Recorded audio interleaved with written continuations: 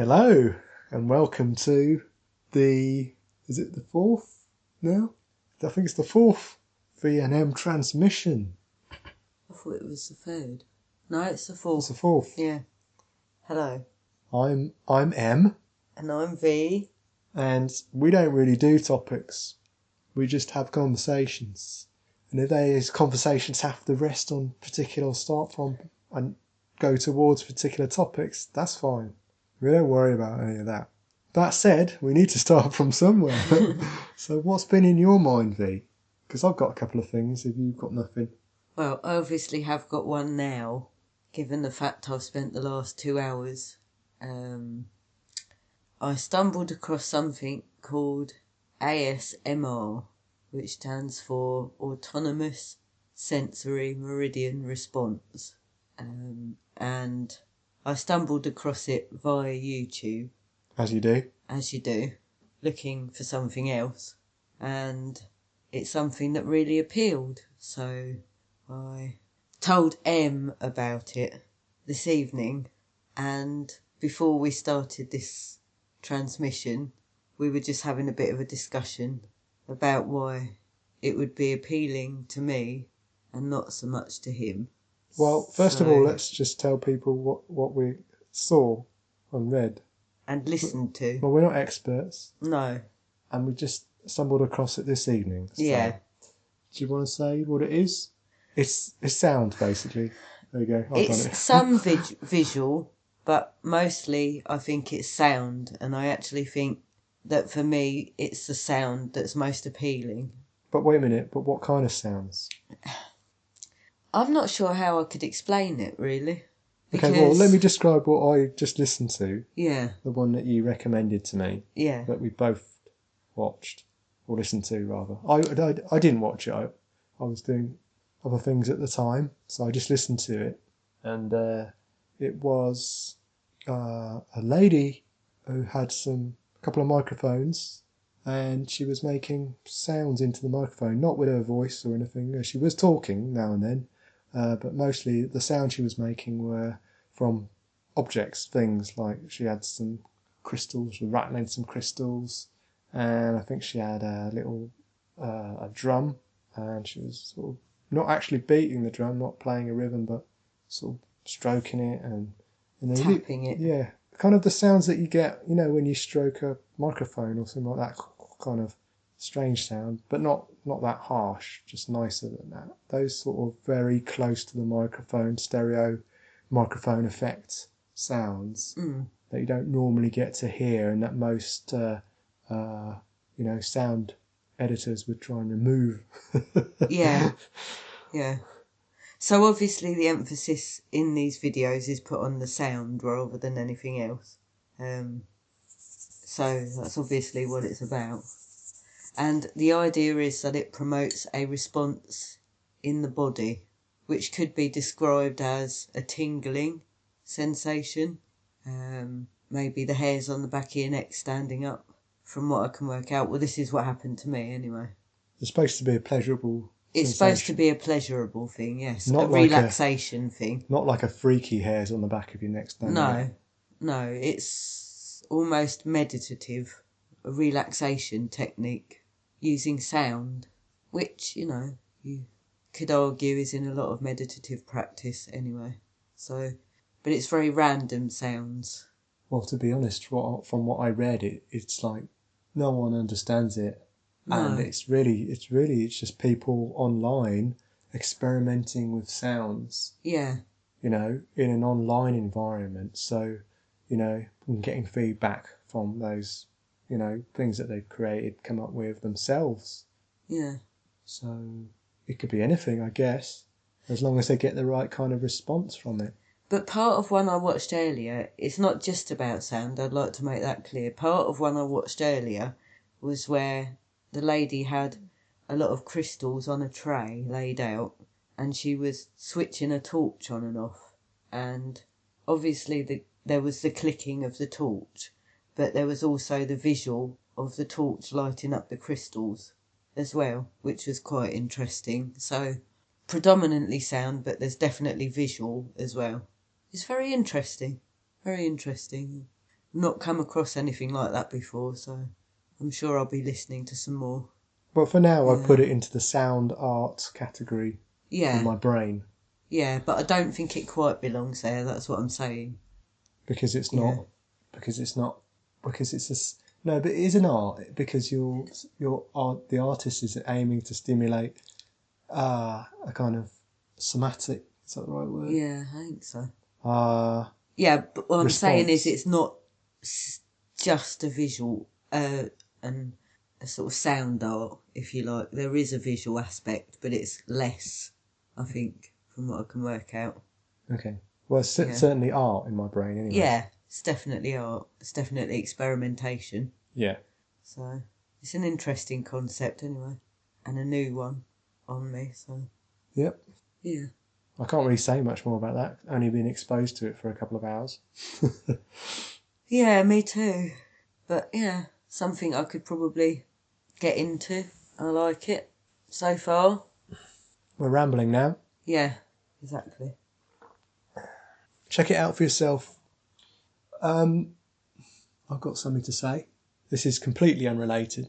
Normally we like to flow in our conversations, but obviously you run out of steam in certain things, and ASMR don't know enough. But No, I'm sure it might come up in another topic, yeah. another one. So get R1. That's our daughter, or our first daughter, called R1.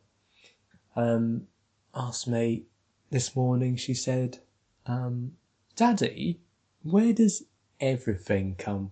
No, what? Sorry, where does? How is everything made? Everything." And I said, "Well, what? Everything?" And I said, "Well, I don't think everything is made. I think everything forms." And she goes, "What's forms mean?" And I said, "Well, I think it means it makes itself. Like you formed," I said to her, "when you were inside mummy." And I started telling her about the fact she knows about cells, that we've got cells in our body now. So I started talking about cells and how, and there was instructions to create another R1 inside every one of her cells, which was quite taken by. Like an identical twin, I described it as. And I said, well, I think, if you look at the universe has also got a set of instructions that it follows, and we call them laws of physics. But really, they're just a set of instructions, same way as the genetic code in each and every cell is a set of instructions. And we're following these instructions right now as we speak, as I speak this very moment, and as you hear this very moment. We're all following them, and we're inside this universe. And there's an infinite number of almost identical universes out there, and some of them don't get to be as big as ours, and some of them get to be bigger than ours, and some of them don't have anything in them, and some of them have lots of things in them. And basically, that's how it forms, because it's just following the instructions, unfolding. Yes. So, yeah, I thought I did quite well under that kind of 5-year-old philosophical pressure to get out of that one. Is the aim to get out then? Well, I think you have to provide an explanation that is as truthful as to yourself as possible, but also one that can be understood by a 5-year-old, or potentially understood by a 5-year-old. I don't know whether she actually got it. But anyway, that was part one. Any comments before I move on to part two? No, it sounds like something R1 would want to talk about. Very bright girl. Well, part two was a little bit more emotional. She said this in the past, actually. She didn't want us to die. She said that to me the other day. Yeah. She's been talking about it with her friends at school. She mentioned a couple of names of children that she's talked to about this subject. So, you were saying? Well, she said she didn't want us to die because she'll be all alone and she'll have to do everything herself. I said, don't worry, I'll always love you. And she said, where will you go? I said, I don't know R1. I haven't really thought about it. And I thought about it for a second. I said, oh, maybe I can live in R1 world, because she's quite imaginative, and we invented a sort of term for her imagination, R1 world. And she has lots of world, like mashed potato world and R2 world, and there's a world apparently for everyone in the world. Anyway, so I think she's onto something there myself. Yeah, she's quite clever. Anyway, I said, well, maybe I'll live in R1 world, and she seemed to like that idea. Yeah. And she said, well, I can find you an empty house. And she said, don't forget to bring all your stuff. And I was like, well, it doesn't matter. If I forget some stuff, I can always buy it from the shop. So that seemed to, I think that was a good thing to say at that particular point. Yeah. Me. I think I do well high five myself there. Yeah. Because I think it certainly helped me with my dad and grandparents all having died, to sort of think of them as being somewhere in a kind of imaginary place. I think we should talk a bit about, what our beliefs actually are as far as that is concerned, maybe, or is that too heavy? Well, yeah, I'll say briefly, I Yeah. don't believe in my consciousness continuing after my physical death. So that means, from my perspective, I'll be gone. But from other people's perspective, Like mine. yeah, then... Can I say? Yeah, but I haven't quite finished. From other people's perspective, they'll still have to deal with the fact that I'm not actually physically there anymore. And what I found in my personal life is that there's a nice way of dealing with it is to actually utilise your imagination and give that person a place within it. And that's helped me in the past. And so therefore, I've sort of I've passed on that wisdom, actually, I would say, that I had to sort of work for years at before I even got anywhere near to it. But she's much more advanced in the kind of an imagination sphere than I am. And hopefully, that will help her in future to deal with anything like this. But V is going to say something now. So I also don't believe that I, myself, as my own being, is going to carry forward. But I am of the mindset that we're all part of the same consciousness. So something of your life experience and your being, in a way, carries forward. I'm definitely, I always have sort of lent towards kind of nature-based systems when it comes to spirituality. And I see the whole thing as a cycle, much like a flower coming up out of the ground. And that flower has its life cycle and it goes away into the ground again. And then another flower of the same breed comes up again. For all intensive purposes, it is a different flower, but it's also the same. And that is how I see it. It's a cycle. It's a cyclic process, much like everything in nature. Everything else in nature, should I say.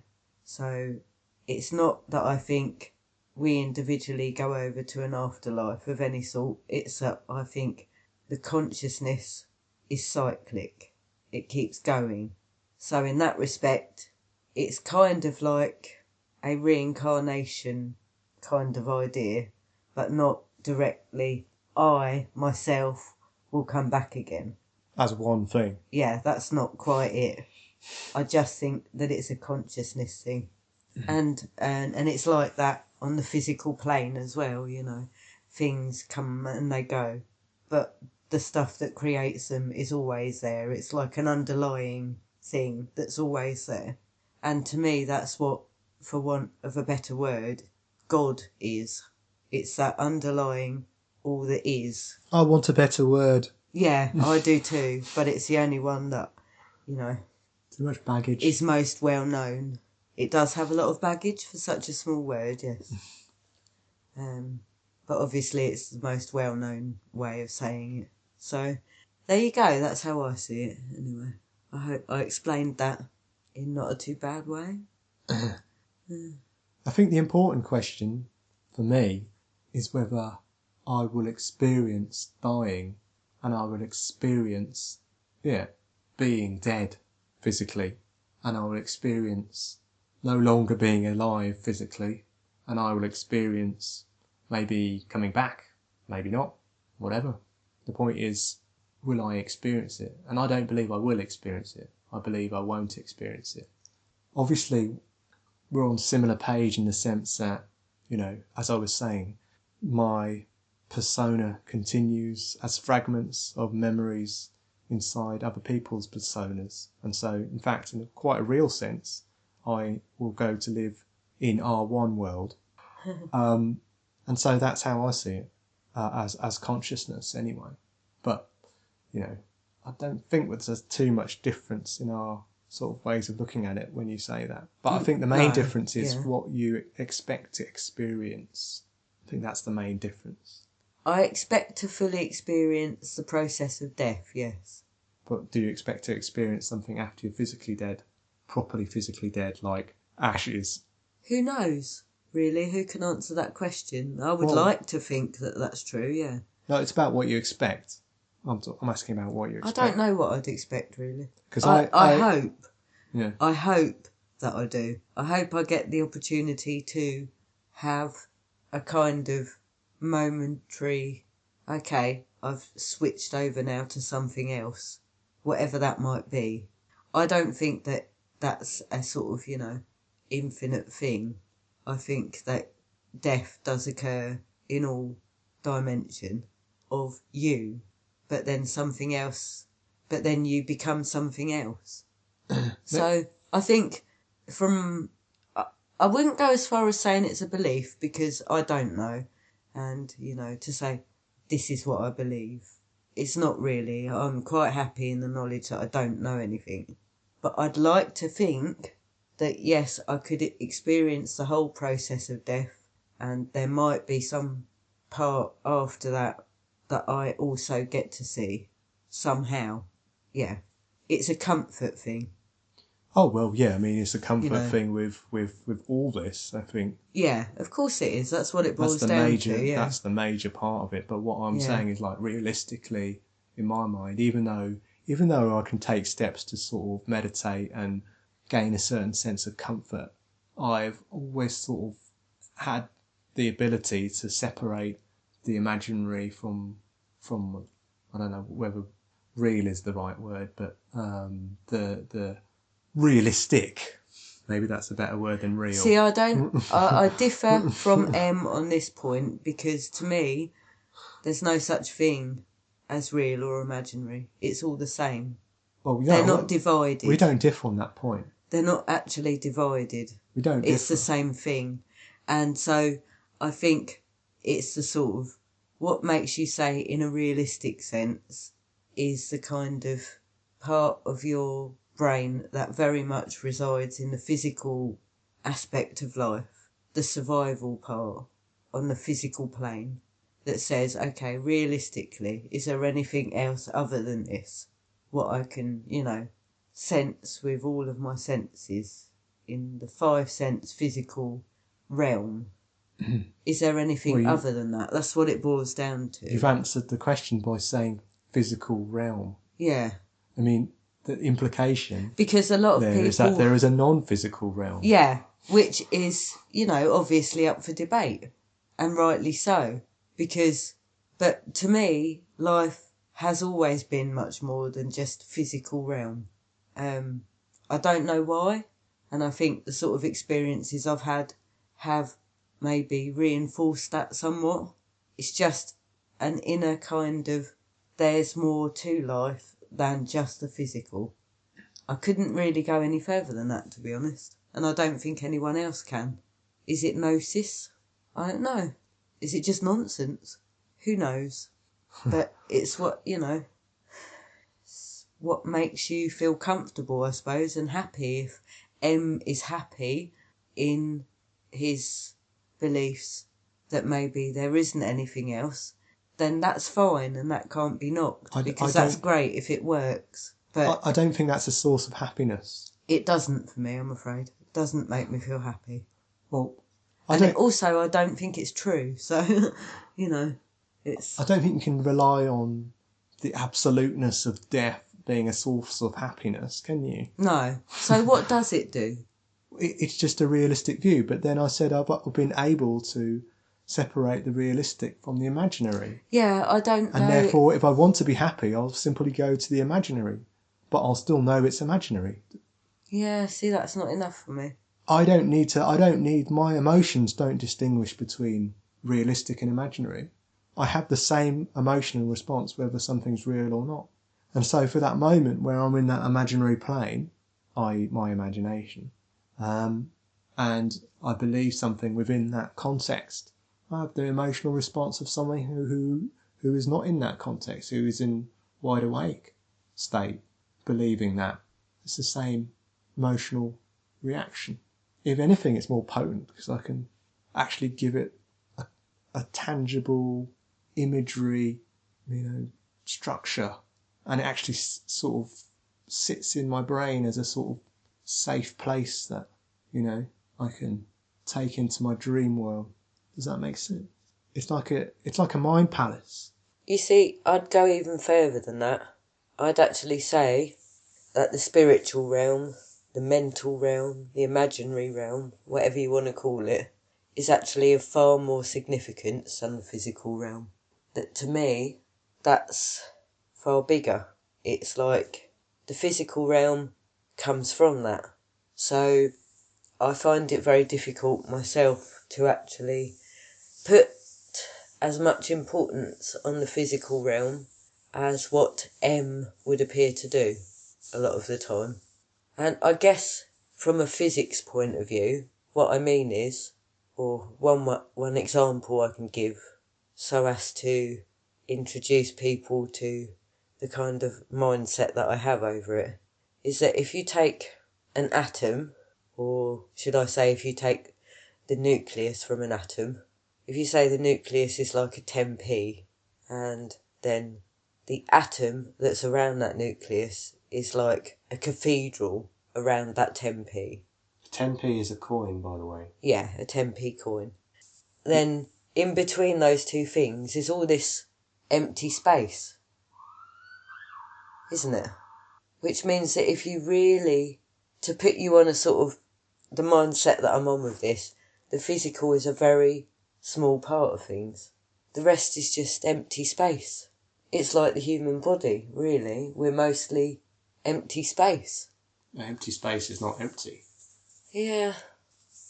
But this is the kind of mindset that I've got anyway. I don't know if that made any sense.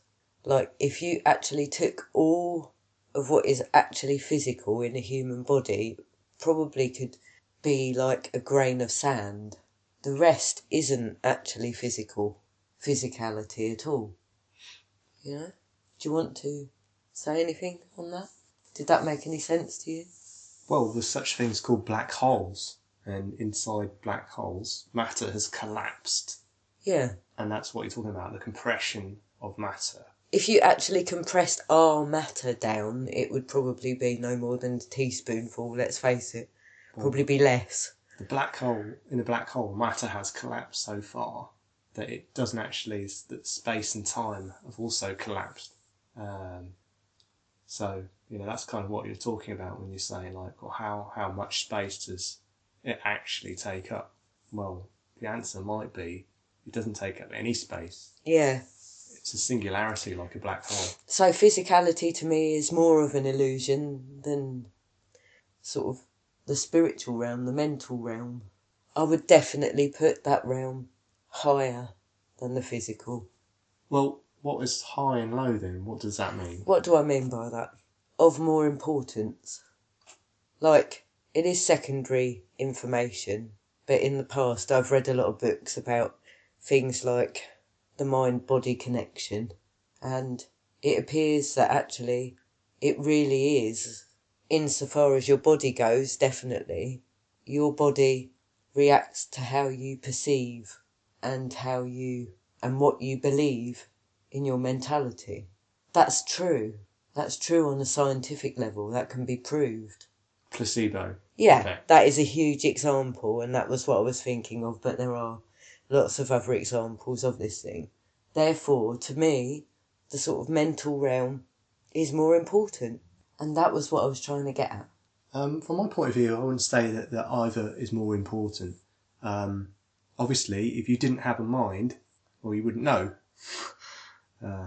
So that's important. Otherwise, you don't even know you're here. Define what a mind is. I was trying to use it in the same way as you were using the term mental. That's not quite what I meant. Well, they both come from the same root, don't they? I would Mind say, and ment. in my sort of view of things, the mind is the bridge between the mental and the physical. Okay. Well, if you didn't have a ment, then you wouldn't be able to experience the physical, would you? I'm not sure what you meant by that statement. Well, without a physical realm, this mental realm has no way of perceiving anything, does it? How do you know that? Well, why else is the physical realm here? Why is the physical realm here? I think we've discussed these sort of issues before.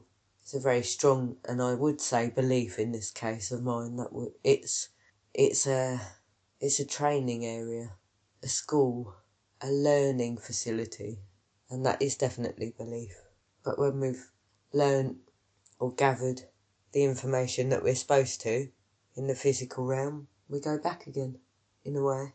And when you say, like, it's learning, most of the lessons that we're going to learn are about the physical realm, aren't they? There's quite a lot of spiritual stuff. Yeah. But couldn't we have learnt that without a physical realm? I guess so. But we don't really evolve spiritually, or I can't see how we could evolve the way we do without a physical realm. It's a manifestation, isn't it? Like every time someone has an idea of an invention or something, the first thing it is an idea, and then if they're lucky, it manifests successfully in the physical realm. Well, people might have an idea, but it might not be very well formed, and the more they try and form it in the physical realm... Yeah, and there are, obviously there is a lot of stuff that you have in your sort of, in the mental realm that you try and put forward into the physical that doesn't quite work, and then it's frustrating, but you learn ways around it, you learn how to manipulate it and make it work in this realm. Well, what I find is that if I have an idea and then I try and do the idea, I learn from that experience. Yeah. And then my idea changes. Mm-hmm. And then that repeats. Yeah. So it's a kind of back and forth thing. Exactly. Yeah. But initially, it's in the mental realm, the spiritual realm. Yeah, maybe, but the majority of the time, it's bouncing backwards and forwards. Yeah, but it starts off in the spiritual, in the mental. Yeah, it might do. But what I'm saying is, if you look at the majority of the time that idea evolves over, it's still bouncing backwards and forwards between those two realms. Yes, I know, I heard you the first time. But it starts off in the mental and spiritual realm. But isn't this a chicken and egg argument? No, not at all. There is a starting point, and that's not in the physical. Sometimes when I create things, like some of the music that I've made and some of the art that I've done, I deliberately use randomness generated from either pseudo-random number generators or dice or just... Yes, but the fact of the matter is that those things might appear to be random to you, but they're not. In the big picture, they're anything but random, if you look at chance. But it's not in my mental realm, though. No, exactly, because that's what I mean by the mind, your mind, being a bridge between one thing and another. It is definitely a given in the mental realm. So every number I throw on a dice has already been predetermined in the mental realm. Yeah.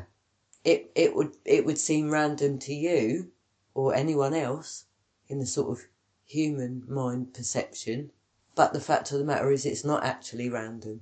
Well, quantum theory would say that all the answers of the dice, what the numbers 1 to 6, all come up, and the dice falls on all areas that it could possibly fall. Exactly.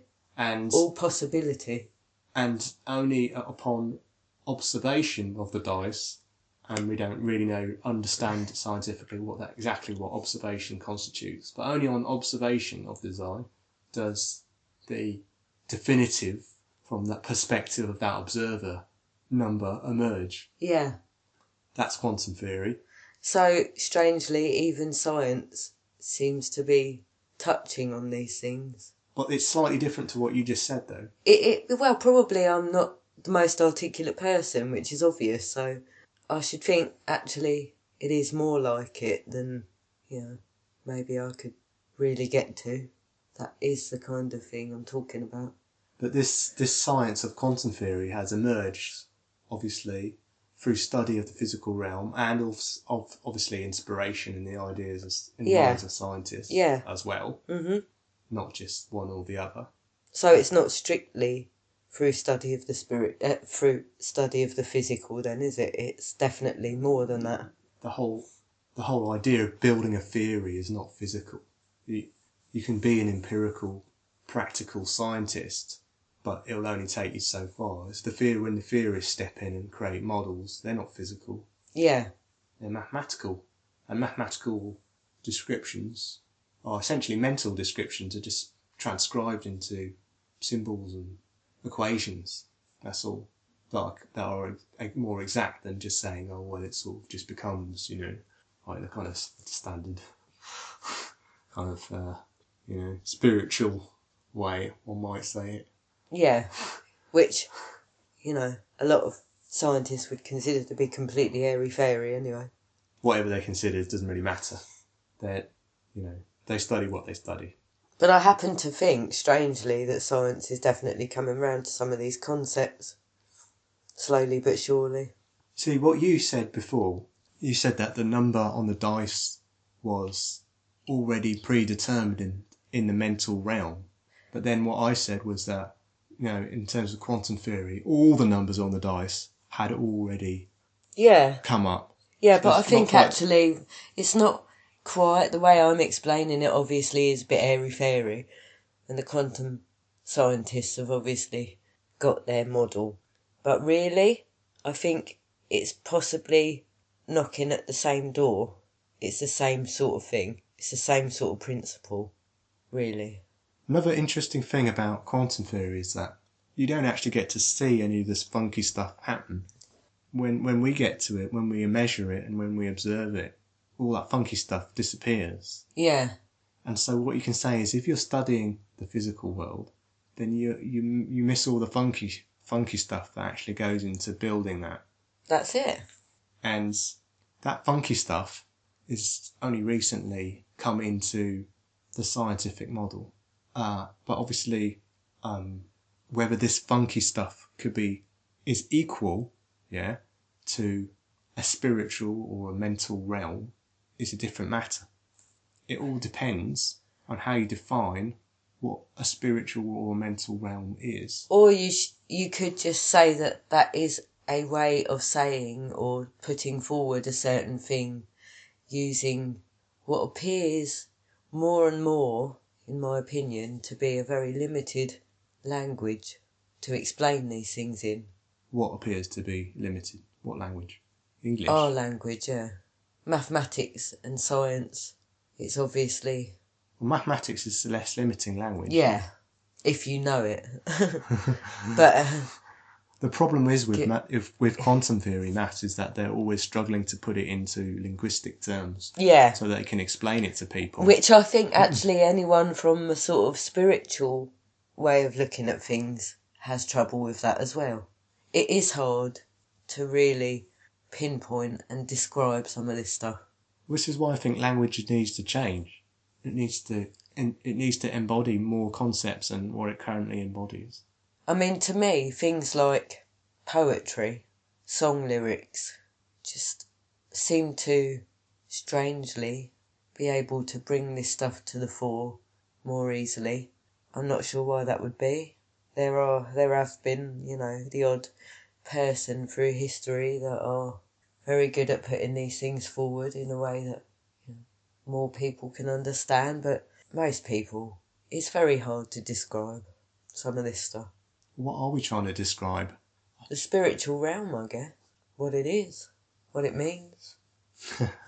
But, I mean... Because to me, it's always been more of a feeling than it has something I could actually say. I think the term for me, spiritual, in this particular case, is too broad a term. And I would say, like, I'd just be like, I'd prefer to actually start with a more narrow term, like an imagination term. Yes, but we're just, again, disputing over words. I'm not disputing the term spiritual. I just think it's You a are. wider We're term. talking about how we should describe it. We're not actually talking about the thing. I was going to start it talking is. about how to describe it. Yes, but it's not imagination. I wasn't saying that it was. You were. No, what I was saying was that the broadness of the term spiritual is too difficult for me to actually describe what I would mean by that. I don't like that term spiritual so much because it is too broad and it covers too many different things. For example, I consider physical things to be spiritual as well. Yes, but in most people, as soon as you conjure up the word imagination, they think it's a made-up thing.